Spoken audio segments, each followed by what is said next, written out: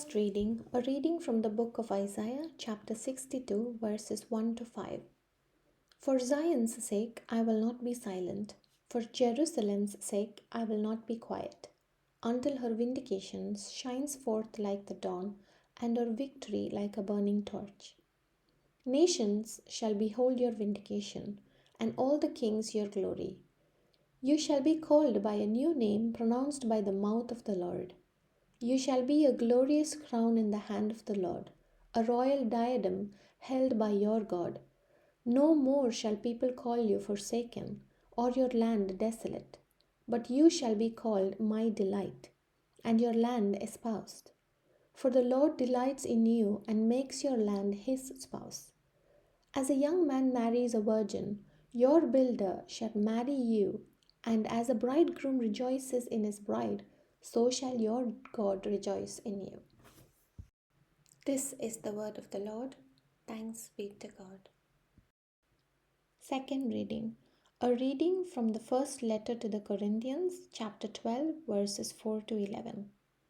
Brothers and sisters, there are different kinds of spiritual gifts, but the same Spirit. There are different forms of service, but the same Lord. There are different workings, but the same God who produces all of them in everyone. To each individual, the manifestation of the Spirit is given for some benefit. To one is given through the Spirit the expression of wisdom.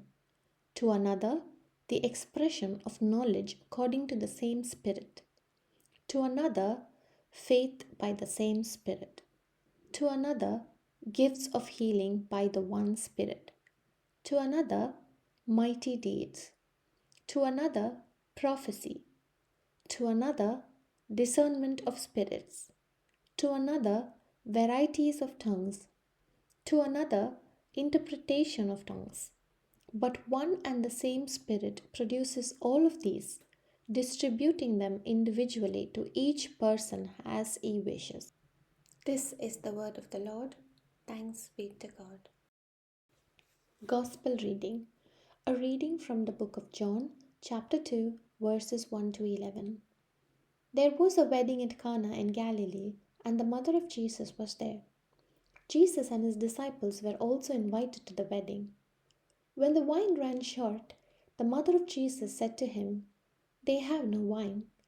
And Jesus said to her, "Woman, how does your concern affect me? My hour has not yet come." His mother said to the servers, "Do whatever he tells you." Now there were 6 stone water jars there for Jewish ceremonial washings, each holding 20 to 30 gallons. Jesus told them, "Fill the jars with water." So they filled them to the brim. Then he told them, "Draw some out now and take it to the head waiter." So they took it, and when the head waiter tasted the water that had become wine, without knowing where it came from, although the servers who had drawn the water knew, the head waiter called the bridegroom and said to him, "Everyone serves good wine first, and then, when people have drunk freely, an inferior one, but you have kept the good wine until now." Jesus did this as the beginning of his signs at Cana in Galilee, and so revealed his glory, and his disciples began to believe in him. The Gospel of the Lord. Praise to you, Lord Jesus Christ.